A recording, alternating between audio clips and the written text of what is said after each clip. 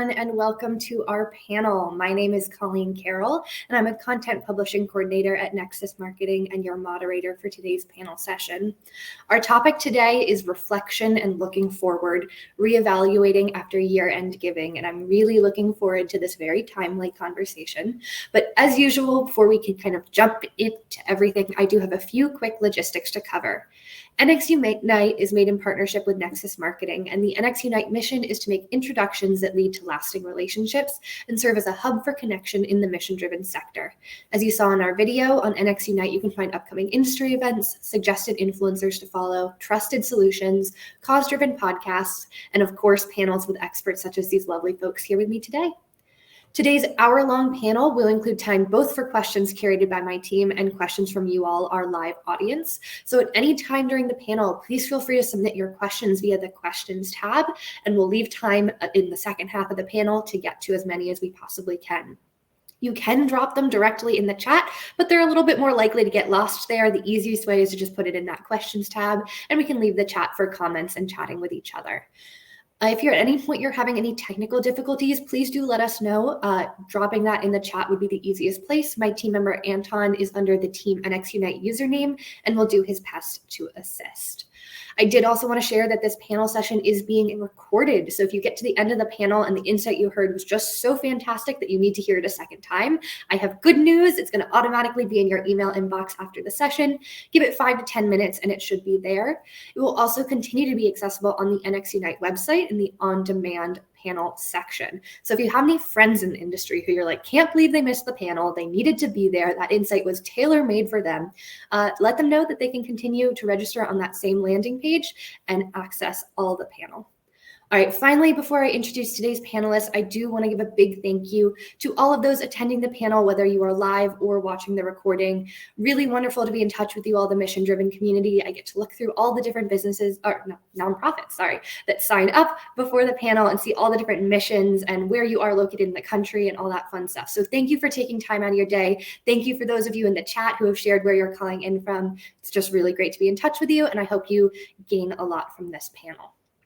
All right, first I'd like to introduce Richard Tollefson, founder and president at Phoenix Philanthropy. Richard established the Phoenix Philanthropy Group with nearly 20 years of fundraising and advancement management experience, and now has more than 3 decades of successfully helping strengthen nonprofits and other organizations.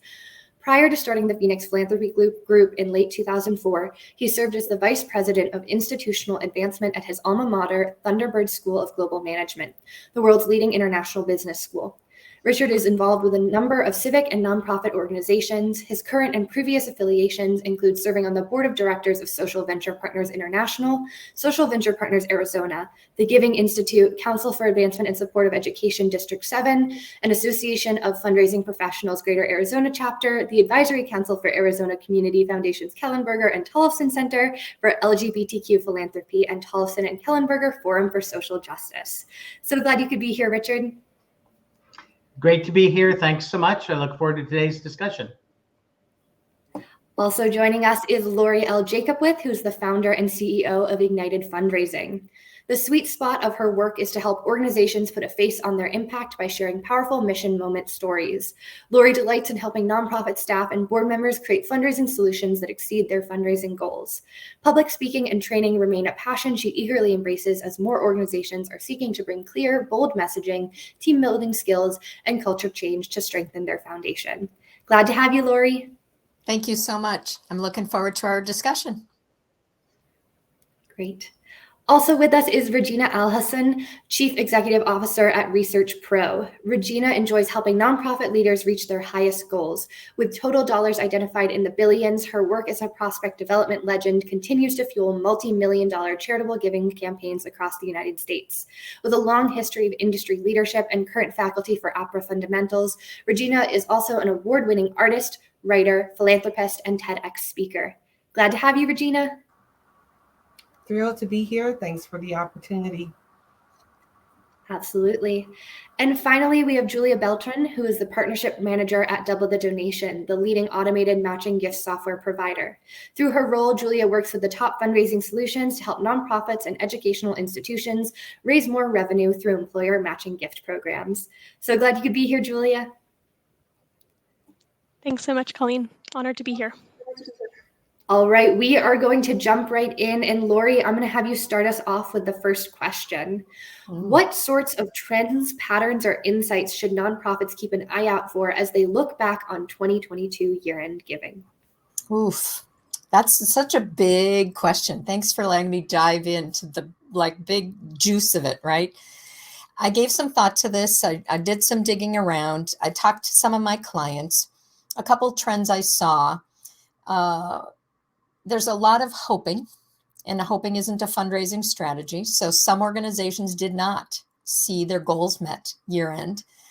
Less people gave. Some groups got larger gifts from a handful of folks. What I've noticed is personally, I keep track of how many, invitations I get to give at year end. I was forgotten by some of the organizations that I've given to in the past. And I was remembered by some organizations I haven't given to for 10 years. And that disappointed me that the only time I hear from them is at year end when they're, again, hoping for a gift. So really the reflection I have is, and I hope it becomes a theme in our conversation here, is the basics actually matter a lot. Knowing who your supporters are, communicating with them in the way they like to be communicated with, and then keeping them feeling a part of a community. It's a lot harder to leave a community than it is to stop giving one gift a year. And that's sort of why I've dropped off with some of the organizations. When I feel like a community, I stay giving. Thank you so much for starting us off, Lori. I think there's a lot of important insight there. Thank you. Richard, I'm bringing this same question over to you. Any kind of trends, patterns, or insights that you saw with 2022 year-end giving? Well, like Lori, I've looked back at our clients, and then also reflecting on what we're hearing at the Giving Institute and the Giving USA Foundation. And the perspective that I bring to this is largely in terms of transformational and major gifts and campaigns. And so the key factors I think that we saw at the end of 2022 and later in the discussion, we'll reflect about what that means for the new year. First are that, the ups and downs in the economy did not impact everyone the same. That's not only in terms of our donors, but the people who we serve, the people who are our constituents and the nonprofits that we serve. But as it relates to donors, that meant that the assumption that inflation or a market volatility or other factors negatively impacted all of our donors, I believe, is a false assumption, because parts of the economy significantly grew. Others may have been somewhat stagnant. Others have been down. But that change and that the inconsistency with which the economic factors impacted industry, I think is an important one. And it's also important to remember that philanthropy is resilient and people want to give. It's just helping them figure out how to give in different times. Quickly looking at individuals, corporations, and foundations. In terms of individuals, as Lori said, fewer people are giving, but those people who are giving more. And as you probably know, 83% of all philanthropy in the US is from individuals. And that's when we look at outright giving, bequests, family, personal foundations, donor advised funds. So in my mind, it speaks to a more creative and holistic way of working with your donors and helping them to understand how they can give outside of just cash. And then as you tier your donors, of course, everyone wants to go for the top of the pyramid, and that's extremely important because that's where you have great ROI. You got to build the base at the bottom of the pyramid. But that mid and upper mid part of the pyramid, particularly that kind of second tier down, is really important because those are very high potential prospects that not everyone is looking at. And so you might have some opportunity there. Corporate giving was up in 2021 and 2022. And important as you look at corporate giving to remember that it's much more than just corporate philanthropy. It's corporate sponsorship and cause-related marketing and volunteer activity and executive leadership being on boards. There are a lot of different ways to leverage and optimize corporate philanthropy with other investments.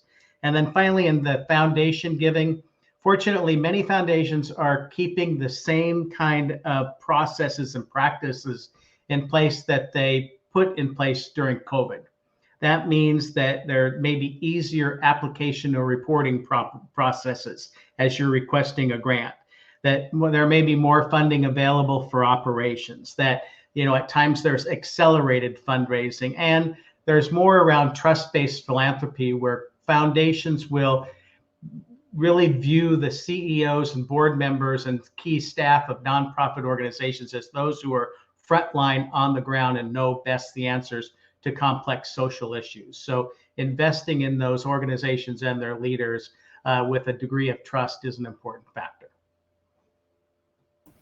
Definitely. Thank you, Richard. All right, Regina, over to you. Any insights you particularly want to highlight from 2022 year-end giving? Yeah, so it sounds like Richard and Lori and I are really aligned in our thoughts here. And I'll definitely co-sign what Lori called out about hoping. Organizations just really being in the space of we're hoping that it all works out. But the things that kind of the trends and what really stands out for me is the fact that individual giving still remains the largest piece of the philanthropic pie. Of the nearly $500 billion that's donated, corporate and foundation giving, although Richard is right, it still plays a huge part. It has not capped. It's capped at 5%. It's not above that. And that leaves a huge opportunity for individual giving and individual engagement.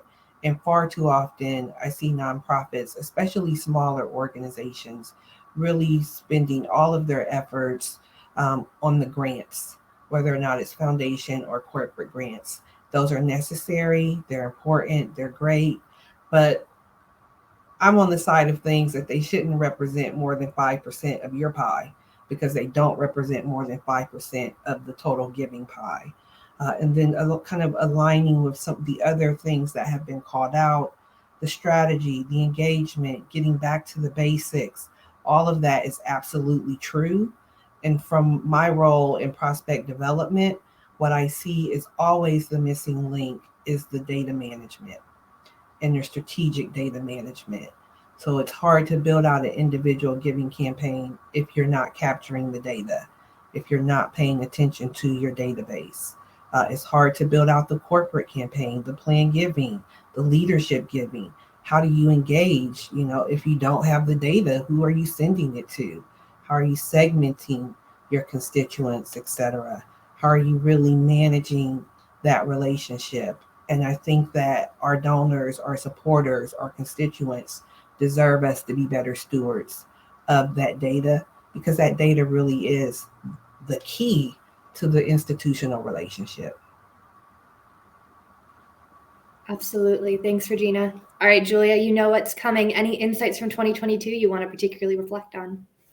Yeah, absolutely. I definitely agree with everything that was just shared. Regina, you took the words out of my mouth. I was thinking of speaking a little bit to data. It's definitely a huge component that I think we saw from last year that's important to kind of remember we carry those best practices into 2023.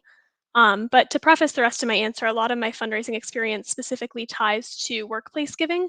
And so a lot of the kind of significant trends or patterns that I think I took from last year really fell into that realm.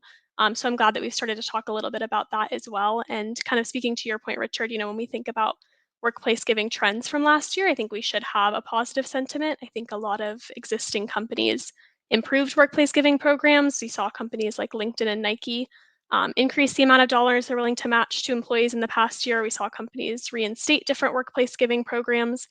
And I think, to me, most interestingly, in terms of trends go, we saw a lot of employees get more vocal about their desire to work for companies who prioritize corporate philanthropy and CSR. I think that's really interesting because we were just speaking about the importance of individuals and individual giving. And so it's just interesting to think about how maybe those philanthropic kind of individual donors can hopefully start to influence different trends around institutional giving and around workplace giving. I know we've been talking about the Great Resignation for a long time, it feels like, and like the changes in workplaces and in the general work industry since 2020. But I think I'd be remiss to not mention those sorts of trends from 2022 and how we can kind of take some of those insights about maybe what individuals are expecting of institutions and expecting of their workplace to try to kind of move the needle and push more philanthropy forward in 2023 and beyond. So I think all that to say is that nonprofits should keep kind of a close eye on those sorts of trends, the sentiments behind how individuals feel about their own employers and their own giving programs, and just kind of continuing to grow and understand that information, which of course can be done through a lot of data insights as well. Awesome. Well, we are off to a fantastic start. Glad we are all a little bit overlapping in our insights. No fights have broken out yet. Awesome. Regina, I'm going to have you start us off with this next question. I want to talk about kind of tips or best practices for effectively taking advantage from lessons from 2022. So we've just gone through some of our insights, but how can we make sure that we're using that effectively to craft our 2023 strategy? Yeah. So I'm going to lean into the data here and sound a bit like a broken record, because that is the number one challenge that I see consistently with organizations. They are either they don't have a database, or they do, but they hardly use it. I see that so often that it bears repeating. Data management really is the foundation for your donor strategy. It's the basis of your donor stewardship. I just had a meeting with the CEO last week. She's been a past client of mine. I know she has a database. She has Salesforce, the nonprofit success pack. She still hasn't used it, although it's turned on. She's still not using it. And it's like, well, you just got a gift. I saw it in the newspaper. What about that donation? Did you put that one in? No, it's in my head. And it's like, and that was just one. That's just one. I can, right now there are a list of 5 people on my list right now. But that is it continues to be such a challenge. Invest in the database, invest in the CRM. There are varieties. Choose one that fits your budget and your needs. Invest in the data management, clean up your data, take the time to get it together. I know it can be a mess, and I know it takes time, but it pays off in just incredible dividends, not just in the bottom line, in the actual gifts that you receive, but in the way that you're able to deepen the relationship with your stakeholders. Wonderful. Thanks, Regina. All right, moving this question over to you, Julia. Any tips or best practices for effectively taking advantage from our 2022 lessons when building a 2023 strategy? Yeah, I think that we're lucky in some senses to live in such a digital age where we have so many resources right at our fingertips. Like when I'm thinking about best practices and ways to take advantage of lessons, you want to think about just how many resources we probably do have available to us that I don't think we always take advantage of. So just depending on kind of what you different nonprofits want to revamp about their last year's strategy, I think if you want tips about revamping annual giving or matching gifts or different grant funding, things like that, you can really easily start researching what experts recommended from last year, from 2022, and maybe see how that differs from your existing approach. I think that's the same probably with any area that we want to improve upon, is maybe looking at what kind of led you to land wherever it was that you landed last year, seeing what best practices people are recommending for the coming year, and then kind of comparing and contrasting those 2 different practices and strategies. And I think that that can also be easily extended to speaking to other nonprofits in the space, maybe people with similar missions to your own. I think this industry has a lot of really obviously amazing individuals that work in this space, and I found that most people are receptive to giving out fundraising tips and tricks and sharing the kind of different trends that they've learned through fundraising in the nonprofit industry. So I think also finding good sources of community, whether that's NXUnite or other kind of online hubs, to make sure that you're communicating with different experts or just experienced individuals in the space to kind of see what trends they saw in 2022 and hopefully apply that sort of logic to the new year as well. Great. All right, Richard, pushing this question over to you. Any advice for crafting a 2023 strategy based on what we saw in 2022? Well, I think as it relates to the largest gifts and campaigns, I want to talk a little bit from the strategic standpoint and the tactical standpoint.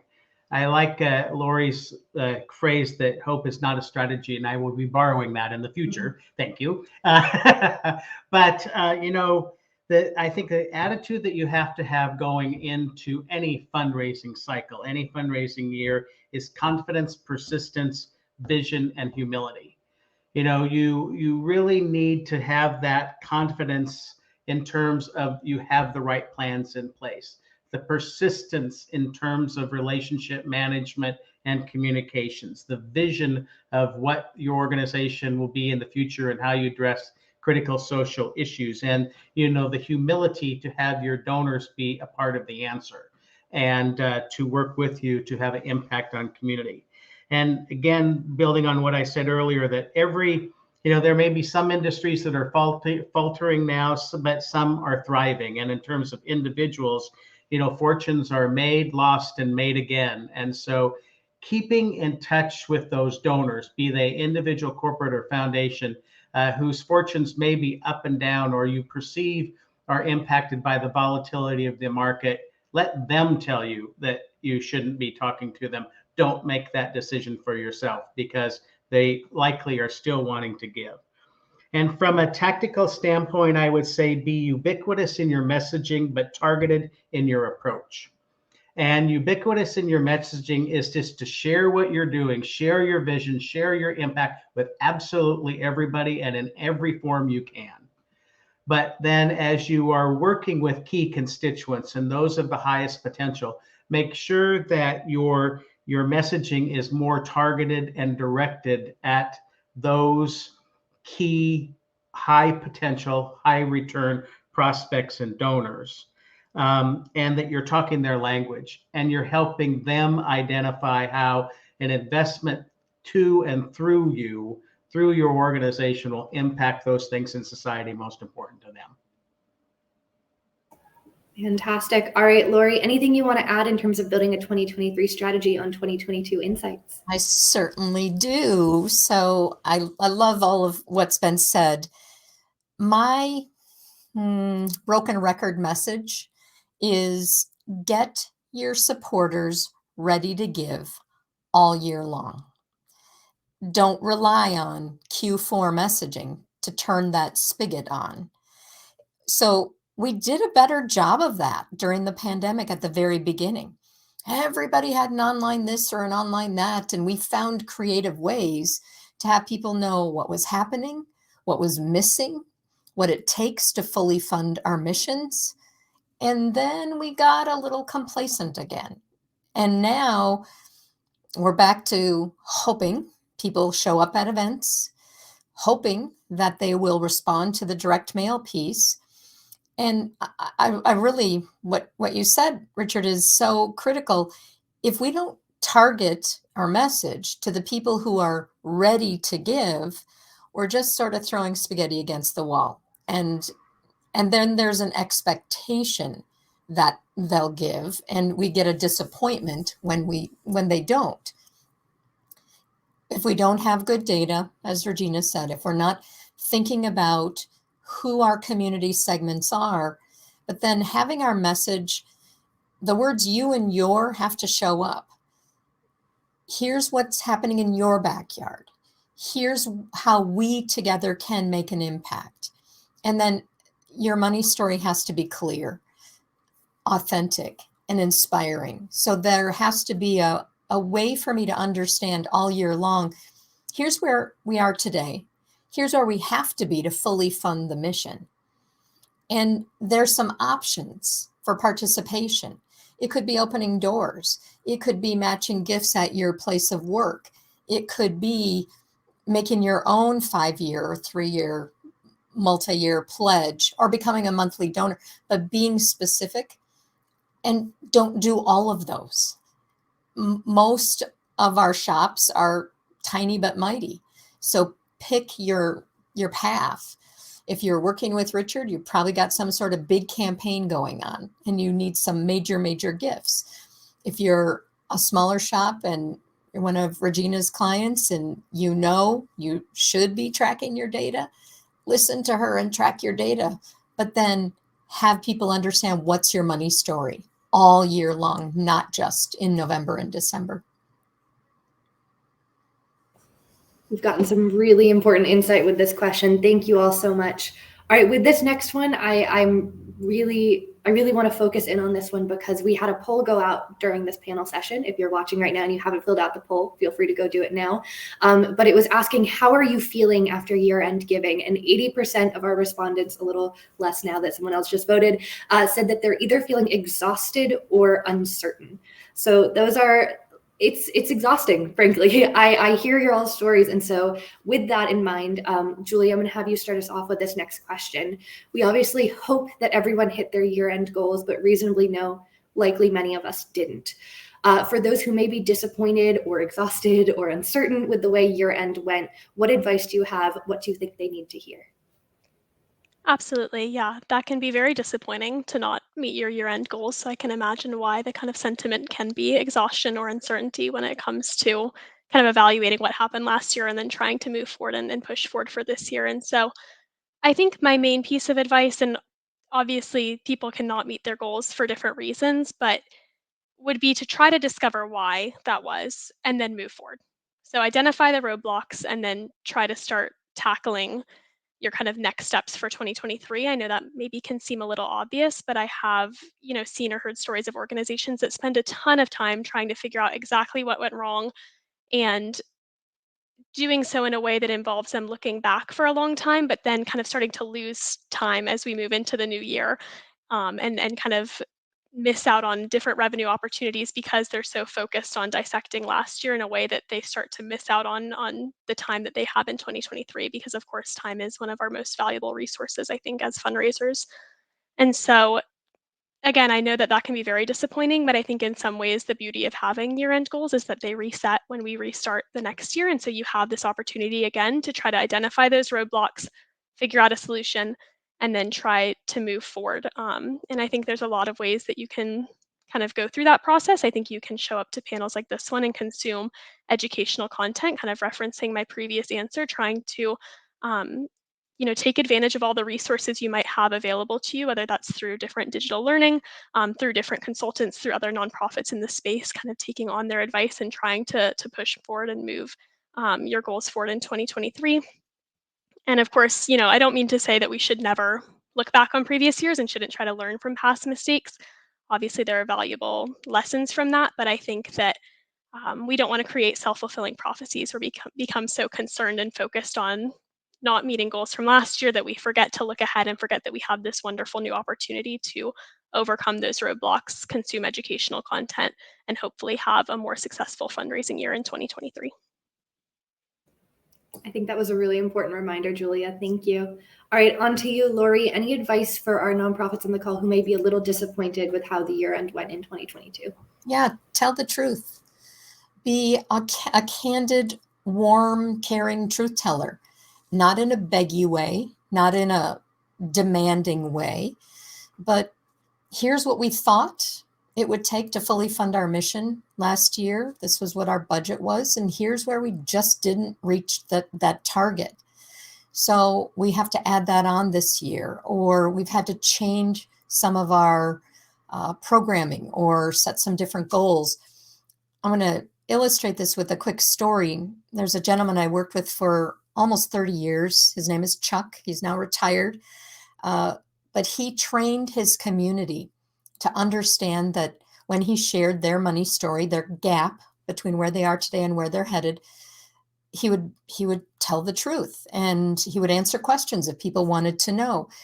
And so after sharing an update, this was 2 falls ago, Hank, we'll call him Hank, pulled Chuck aside and said, "It's been a tough year. I know that. What's the real truth? Are there any programs in danger of closing? You said, that gap isn't closing as fast as we'd like it to." And he said, "The honest truth is we'll probably have to close a specific program." I think it was part of their veterans program, because it's about $75,000 short of what we anticipated we would raise. And we're prepared to do that. And Hank said, "Well, let me call you this afternoon. I have some things I'd like to do." Hank ended up at Chuck's house that afternoon with a 6-pack of beer and an envelope. And he said, "Here's $50,000. my wife and I would like to make an additional gift to close that gap because we really believe in that program.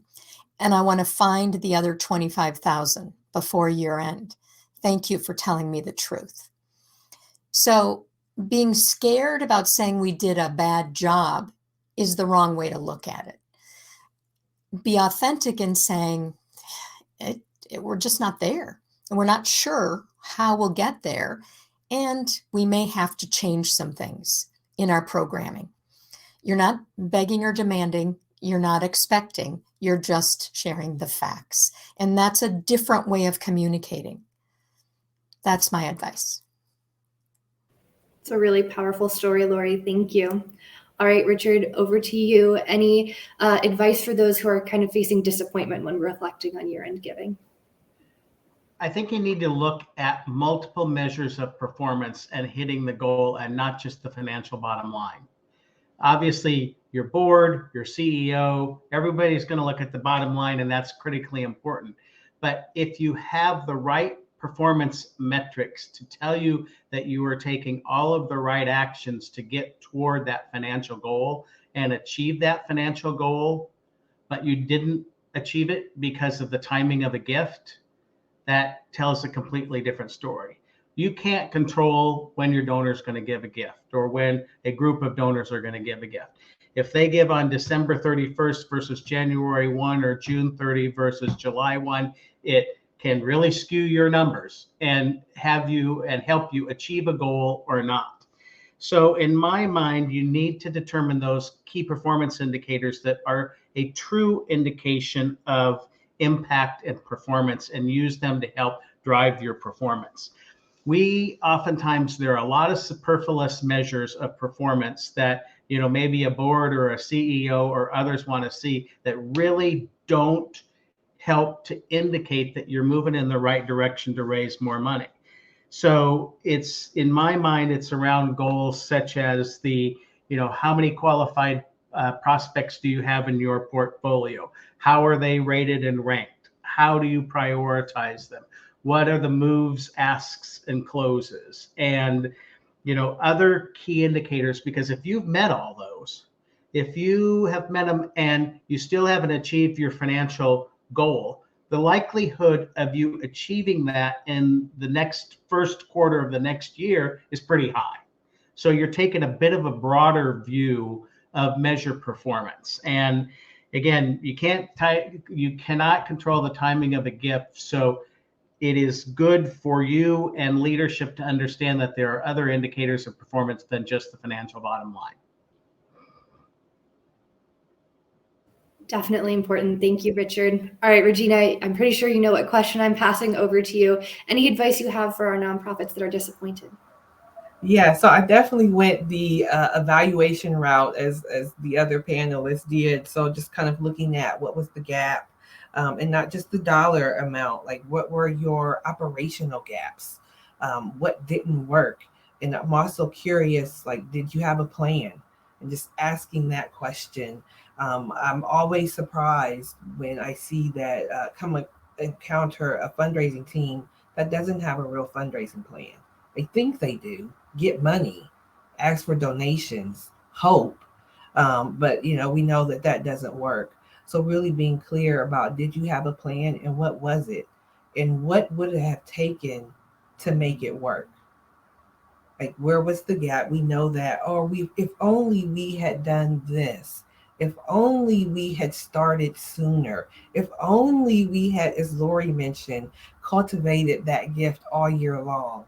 And so then looking at what would have made it work and then start to implement some of those solutions, take the steps so that you can create the environment to be more successful last time. I think it's also an opportunity when you're doing that evaluation to identify things and give yourself permission to release certain things. We tried that campaign, we tried that appeal, it didn't work.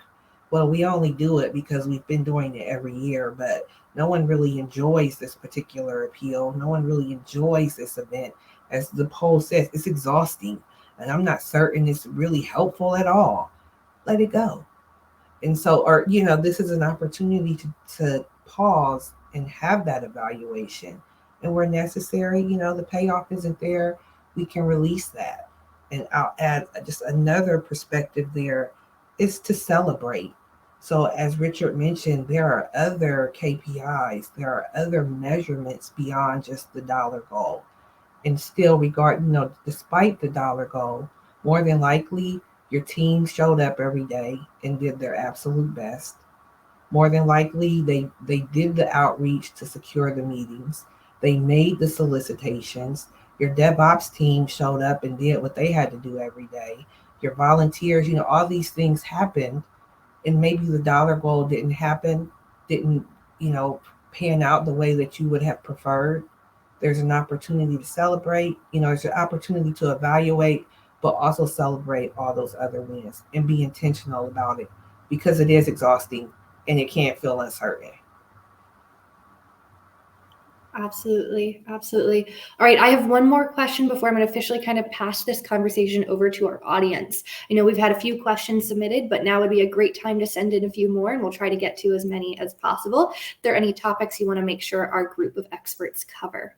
All right. But before we get to that, I do have one more question I want to get through. Richard, I'm going to have you start us off with this one. For nonprofits that are ready to really get ahead in 2023 and be innovative with their fundraising, do you have any suggestions, any ideas that they might want to consider? I think you got to start with a 12-month fundraising calendar. And as simple as that sounds, Lori said you want to make it a case to give all during the year, not just at the end of the fiscal year or the end of the calendar year. It's amazing how many organizations don't really look at a 12-month calendar. At best, they look at a 9-month calendar. So they think, okay, well, we can take January off, or we can take July or August off. And I think that that's a big mistake. And number one, you should start with leadership. So use the beginning of a fiscal year or a calendar year as that time to go before leadership and get 100% participation, and to really strategize their giving and how they're going to impact giving from others. And set your goals high. So as you're looking at the end of the first quarter and the second quarter, make sure that you're not just 25%, 50%, 75%, 100%. You should look at ideally like 30%, 65%. So you are front end loading your fundraising activity, front end loading activity amongst leadership and achieving 100% participation. And I think just being disciplined about that 12-month calendar is going to help out a lot. Great advice. All right, Regina, over to you. Any ideas for innovation you want to have our nonprofits consider? Yeah, so shameless plug. I think everyone should register for my Prospect Development Accelerator.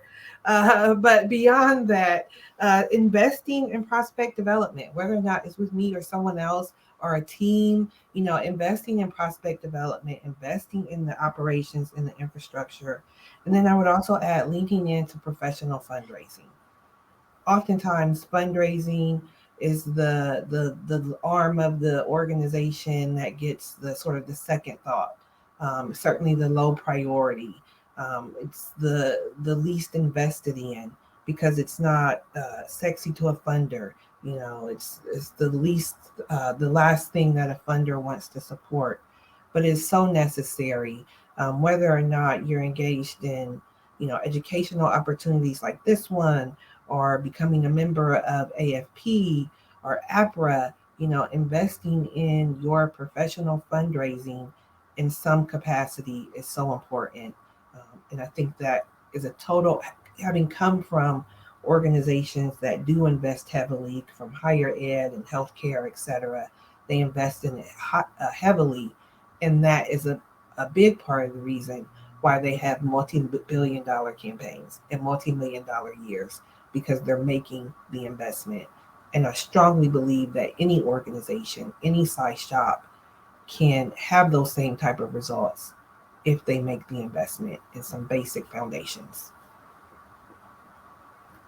It's very important. All right, over to you, Julia. Any ideas for innovation that you want to make sure our nonprofits consider? Yeah, I think when I think of fundraising innovation in 2023, a lot of what comes to mind is opening up additional giving avenues for your donors and for your supporters.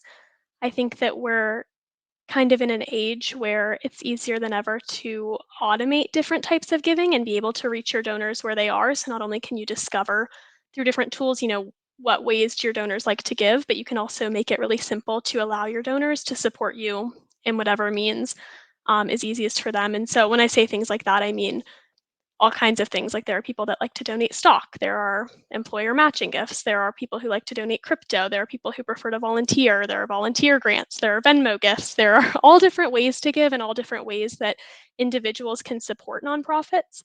And I think that for most growing nonprofits, especially if you haven't considered kind of some of those maybe different ways than just having like an online donation form or just having this kind of one fundraising stream, then it can be really important as we start the new year to start to think about what other ways people maybe have the ability to support you or would be interested in supporting you if they knew that that could be available to them.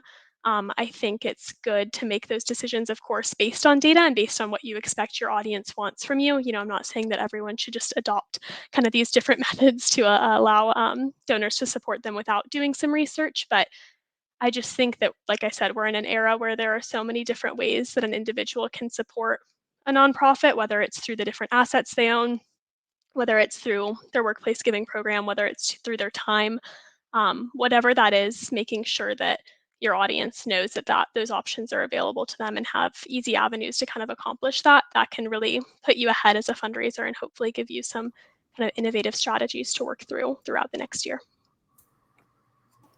Great. All right, Lori, anything else you want to add in terms of innovation for our nonprofits that are just kind of ready to get ahead in 2023?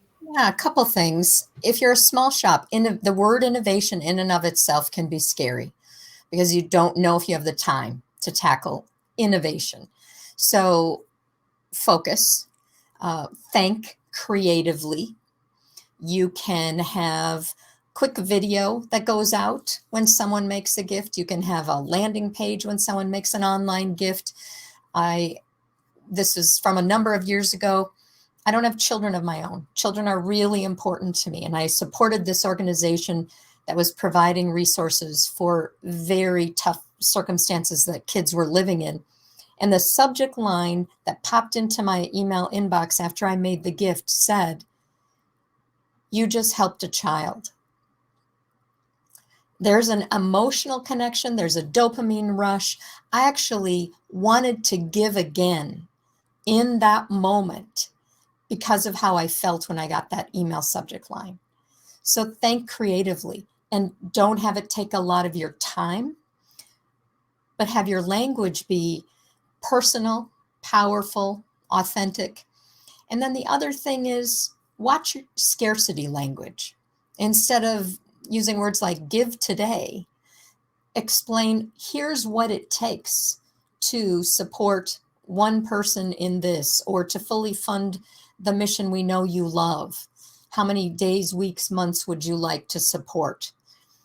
And creating that community, making sure that together we are doing something as a community, listening, noticing where your community is connecting with you. Anymore, I don't recommend organizations be on every social media platform. It's too diluting of your message. Know where your community is. Is it LinkedIn? Then be there. Is it on Twitter? Then be there. If it's on Facebook, then be there. But don't be on all of them and take the little bit of time you have to be on social media and have it be too fragmented. So don't be scared of innovation, but focus it on ways you can actually, as a large shop, a small shop, that you can make a difference. Fantastic. All right, we are going to do some speed round questions from our audience because I want to address as many as we possibly can. Lori, I'm going to stick with you to start off with. I think when you were talking about the idea of community in the beginning, that's when this question came in. The question is, what recommendations do you have in developing and maintaining that feeling of community? Personalize your messaging. You can automate personalized messages. It should say, "Dear Lori," on my email. That is not a hard thing to do. If you know my first name, do not say "dear friend" on my letter or my thank you or that email that comes to me. So just having it feel personal. And then once in a while, Have somebody pick up the telephone. I know it seems outdated. It seems like that's a 90s or early 2000s thing, but research still tells us that picking up the phone and leaving a voicemail or sending a text message causes people to give again and give more the next time. Great. I'm not going to have every panelist answer every question, but if anyone wants to quickly jump in and add anything to the maintaining community, this would be the time. Otherwise, I'm going to jump to the next question. Yeah, I would love to jump in here. And I would add to Lori's point, ask people why they support you. This is the number one response that I've been getting from when interviewing donors. They say that the organization did not ask them why they gave and like what was the motivation. And then they get an invitation to give again to something generic that doesn't align with the original reason why they gave. So along with getting to know your donor and addressing them and personalizing that relationship, understanding why they gave. Julia, did you want to add something? Yep, just was going to quickly echo those thoughts from Lori and Regina, and also mention to not be afraid to communicate with your donors. I know we're always worried about flooding or over communicating or things like that, which is a valid fear, but by the same token, I don't think you can create a community with your donors without talking to them, sharing information about your mission, sharing why your work is so important. So don't be afraid to send regular messages or communicate with your donors, because if there are people who support your mission, odds are they're interested in hearing about the awesome work you're doing. Definitely. Richard, anything you want to add? Otherwise, I'm going to have you start us off with the next question. All right. We've had a number of questions come in regarding kind of medium of communication. So I'm kind of going to shove them all together so we can get as many as possible. But we had questions about, do we feel like texting donors is appropriate? Are nonprofits still sending out multiple mailings a year? And then also kind of like other ways to communicate if people don't want to be on your newsletter. So there's a lot there. Richard, I don't know if you have any thoughts on kind of mediums of communication that you want to share with the group.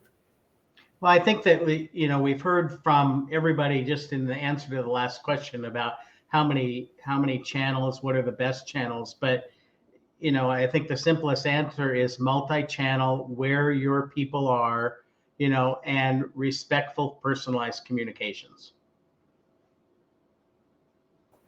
I like it. I like it. All right. Another call. Anyone have anything they want to add in terms of various mediums of communication? All right.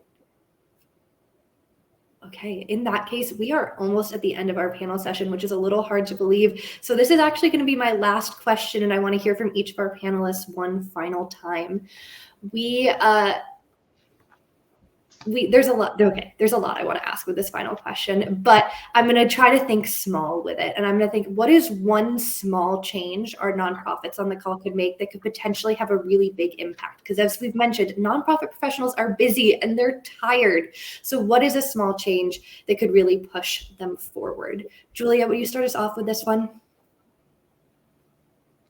Absolutely. I think that my favorite small update or small change would be consider looking at your tech stack. And I'm not saying revamp your entire tech stack, because I know that that's a huge lift, but I mean, just take a look at what technologies you're currently utilizing and try to see maybe if there are gaps in what you're currently using, or small updates that you could make that can help you automate different processes and hopefully save time and kind of relieve some of that exhaustion as we move forward into 2023. I think unfortunately, most organizations can probably find some redundancies in their existing technology, or even better opportunities to maybe automate processes that they currently are doing manually, which can obviously save a ton of time. And so, whatever processes you were using last year on the tech front, taking a moment to look into those technological platforms you use, see what it is you're trying to accomplish, and see if your technology is helping you accomplish that effectively. I think kind of similarly, when you're taking a look at your tech stack, if you see opportunities for integrations between maybe your CRM or other solutions that you use, making sure that you have everything up to date, turned on, everything's active. You hate to hear stories about organizations paying for technology that they maybe don't have up and running or that they're not using to the fullest extent. So again, I recognize it would be a huge lift to revamp your whole tech stack, but I think when we're thinking of small changes or kind of small check-ins to look into, that just making sure you carve out time to ensure that your tech is working for you, that can be kind of a great way to do that. Definitely. Thank you, Julia. All right, Lori, over to you. Any advice for small changes that could have a big impact? Get more people involved in how you think throughout the year. Allow your supporter community to feel seen. So at board meetings, spend 5 minutes and everybody either texts or phones somebody. If you have students, have them participate in recognizing your supporters. If you have folks you walk alongside through your programming, have them involved in some way, whether it be handwritten note or art, or I still have on my refrigerator from years ago, Henry's canoe from the YMCA that he drew and got placed on my chair when I was at an event that was asking me for money. But there was Henry's little message saying, thank you for coming today. So just get more people involved in thanking. It takes something, takes a little bit of time to organize that, but the impact and the reach that you have is exponentially growing then. Fantastic. All right, Richard, over to you. Any small changes that you recommend nonprofits consider in 2023? May be easier said than done and overly obvious, but plan thoroughly, execute effectively, but start early. You know what? Calendar year end and fiscal year end come the same time every year. And it's amazing how many people forget that. And, there shouldn't be any surprises at the end of the year. So if you do plan thoroughly, execute effectively, and you start all of your activities early, you'll be well prepared for the end of the year. Awesome. And Regina, over to you. Any last minute recommendations for small changes with big impacts? Yeah. Strategic data management is an obvious one, but I will call out to kind of align with what Lori said, telling your impact story. So actually saying thank you is so important, and telling in that thank you, this is the result. This is what your gift did. And I mean, Lori gave an incredible example with Henry's handmade card, his handmade picture, and how she still has that. There's research to prove that 80% of donors give because of the impact. But meanwhile, only 20% of organizations actually tell their impact story. So if you tell your impact story, you'll be far ahead of the bulk of organizations in the United States. You could tell that impact story by email. You could tell it on social media. You could tell it in a newsletter. You could tell it on a phone call. You could tell it in a news story, in some other media, but telling your impact story is so important. Can I say one last thing, Colleen? I know we're running out of time. Focusing on the people that support you. A lot of organizations don't need a lot more new donors. They think they do. They actually need to know the ones they have a lot better. So paying attention to who's giving. Don't assume that they're not going to give again at year end because they made a large gift in the beginning of the calendar year or fiscal year. So I guess the donor retention, if you will, I don't love that phrase, but making sure that those who are giving, you pay attention to them too, and not just go looking for more. Very important. Thank you, Lori. All right, with that, we have reached the end of our panel. I want to give a big thank you to our panelists. I know if we were in an in-person setting, there would be a round of applause. So know that I'm sending that to you emotionally through our virtual space. I do also want to thank everyone who attended, whether you joined us today live or again are watching the recording tomorrow, a week from now, a month from now. Thanks for taking time out of your day. Hope you learned something. Hope you feel supported. We are rooting for you. We know it's hard, but you've got this. I do also want to say that we have a ton of panels coming up over the next few months. Through the spring, we already are planning. So keep an eye out on the NXUnite website, the NXUnite LinkedIn, or you can even find me on LinkedIn to see if there are any panels that would interest you and benefit you or your team. I will say that if you're going to sign up for more panels, I really strongly recommend you make a free NXUnite account, because then when you sign up for more panels and you join more panels live, you start earning what's called cause coins, which when you amass enough of them can be used for some free consultations with some experts in the industry and some discounts on industry software. So you might as well get the double benefit if you're already going to be joining us. All right, that is it from me. Again, a really big thank you to our panelists. I had such a fabulous time during this session, and I hope everyone has a nice rest of your day. Thank you, everyone.